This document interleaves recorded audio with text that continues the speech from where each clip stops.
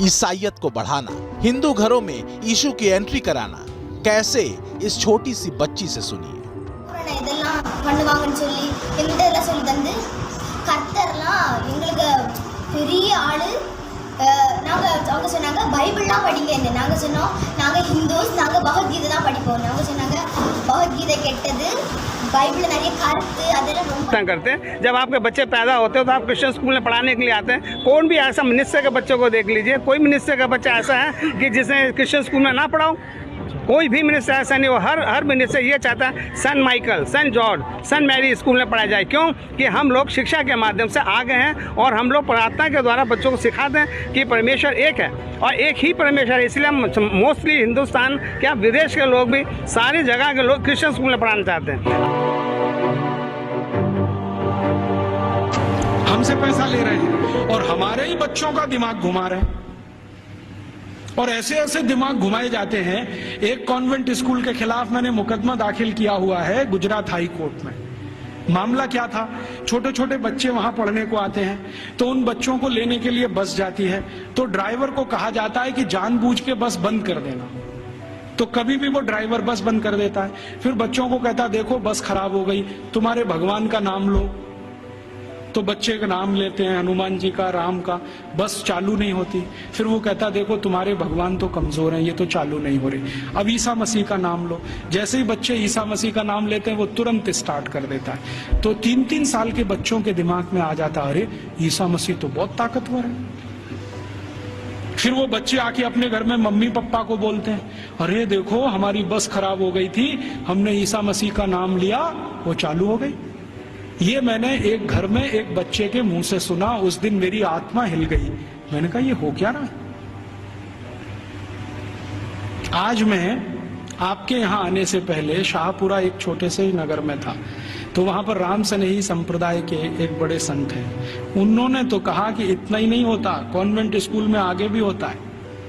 बच्चे जो छोटे छोटे होते हैं ना, जिनके मन भोले भाले हैं, उनको एक खेल खिलाया जाता है कि उनके राम और कृष्ण है ना, उनकी मूर्तियां बनाई जाती हैं मेटल्स की और बच्चों को दिया जाता है। फिर वो कहते हैं कि स्विमिंग पूल में इनको तैराओ, तो बच्चे उनको डाल देते हैं, वो सब डूब जाती है क्योंकि मेटल्स की। तो कहते हैं देखो तुम्हारे भगवान डूब गए। फिर उन्हीं छोटे छोटे बच्चों को काष्ठ की मूर्तियां दी जाती है, लकड़ी की, ईसा मसीह की, कहते हैं तैराओ, तो वो तैरने लगती है। तो बच्चों को कहते हैं देखो ईसा मसीह इतने ताकतवर हैं कि वो तैर सकते हैं, राम कृष्ण तो डूब गए। तो तुम एक दो और उदाहरण देता हूं। कॉन्वेंट स्कूलों में किताबें पढ़ाई जाती हैं जिनमें बिल्कुल स्पष्ट बच्चों को सुनाया जा रहा है, पढ़ाया जा रहा है कि भगत सिंह तो आतंकवादी, ऊधम सिंह तो आतंकवादी, चंद्रशेखर तो आतंकवादी और महाराजा रणजीत सिंह तो लुटेरे। आप जानते हैं सिख समाज के बहुत प्रतिष्ठित धर्मगुरु महाराजा रणजीत सिंह, जिन्होंने न सिर्फ अंग्रेजों से लोहा लिया बल्कि मुसलमानों से भी इस देश को बचाया, उनको लुटेरा।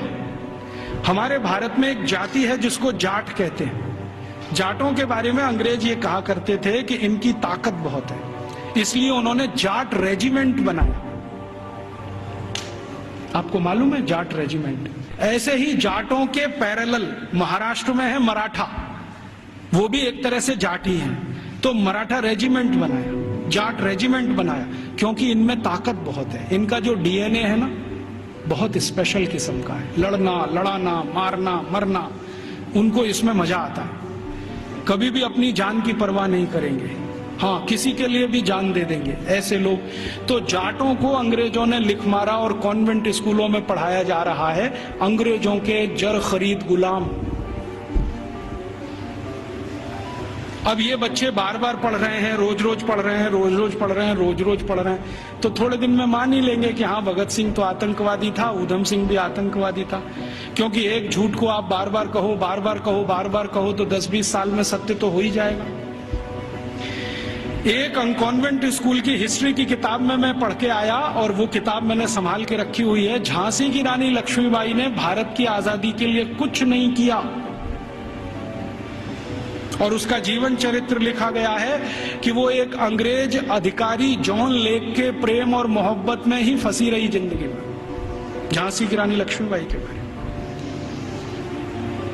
ऐसी सब चीजें पढ़ाई जा रही हैं। और धीरे धीरे हुआ क्या है, इन कॉन्वेंट स्कूलों के बनाए हुए सिलेबस को भारत सरकार ने सारे देश का सिलेबस बना दिया है, पूरे देश का।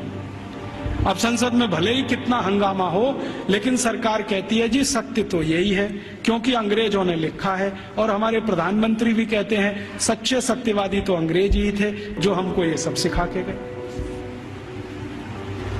ये स्थिति हमारे देश की है। तो ऐसी गंभीर स्थिति में हम सबको सोचना है, आज शिक्षक दिवस है, तो हम सब सोचें कि इस शिक्षा का क्या करें जो यूरोप से आई है और हमारे देश में जड़ जमा के बैठ गई है। लंच पैक करके बस में बिठाकर मदर, फादर और सिस्टर वाले कॉन्वेंट स्कूल में पढ़ने भेजते हैं। फिर एक दिन पता चलता है कि हमारा बच्चा अब और नहीं पढ़ पाएगा, क्योंकि उसने विश्व का सबसे बड़ा पाठ पढ़ लिया है।